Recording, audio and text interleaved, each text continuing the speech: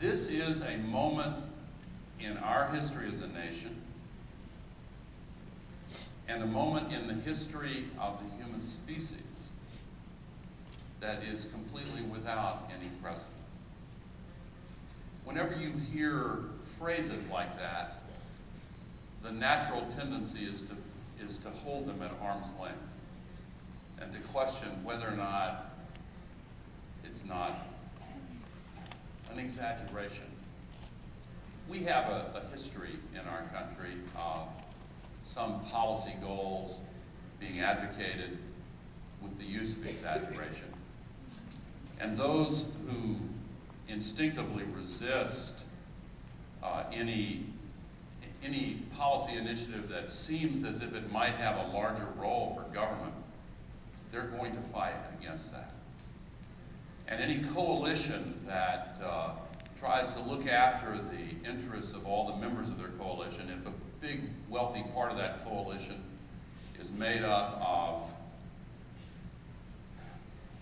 carbon-based industries, vulnerable to the truth that Upton Sinclair wrote 100 years ago when he said it's difficult to get a man to understand something if his salary depends upon him not understanding it. It is understandable that we have a full-blown political struggle to communicate the truth about our situation. I've tried for 30 years with increasing focus, with increasing effort, and many of you have as well. Many of you were involved long before I was, and I see some in the audience who I think of immediately. But this is a task for all of us. And those of you who have not been engaged in trying to communicate effectively in your communities, to those who respect you and who understand that you have worked hard to attain the knowledge and wisdom that you have, this is no time to sit back. This is a stark struggle. We, as a species, must make a decision. How absurd that sounds. It sounds absurd because we've never made a decision as a species, and it seems implausible to think that we could. But we've now reached a stage where continuing on our present course would threaten the entirety of human civilization. Many of the most distinguished members of your respective professions, scientific fields, have been saying now for a few years that in their estimation, we could well have around a decade within which to make major changes in our direction, lest we lose the opportunity to retrieve a climate balance that is favorable for human life and human civilization.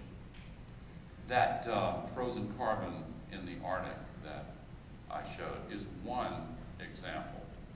There are others. There's an old African proverb that says, if you want to go quickly, go alone. If you want to go far, go together. We have to go far quickly. And the only way that's going to happen is if those of you who are in a position to exercise influence and communicate your understanding of what this is all about, make a decision to get involved. We need you to be actively involved.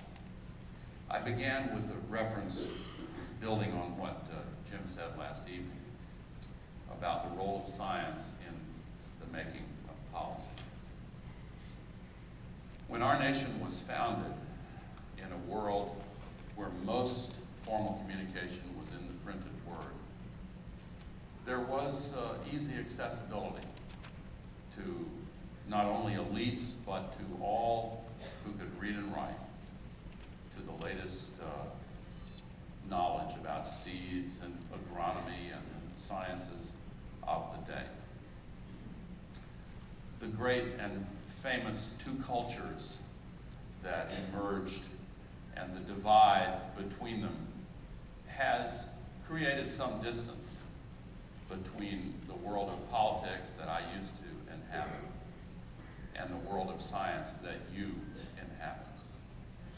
But now that the survival of our civilization is at risk, and now that the solution to this crisis depends upon the rapid spread of understanding from the world of science into the world of policy and politics, scientists can no longer, in good conscience, this is my view, I believe strongly that scientists can no longer, in good conscience, accept this division between the work you do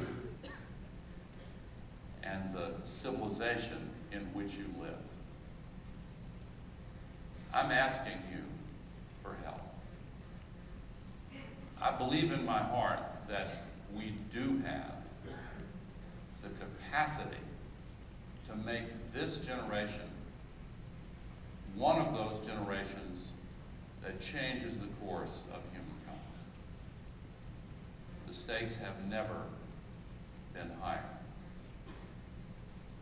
We have the knowledge, we have the emerging technology, we have new leadership, we have cabinet members and science advisors and NOAA heads and policymakers in all of the important positions who are of you, who are your colleagues, and who have taken the time to go and be a part of public service, largely because, in many cases, largely because of this challenge.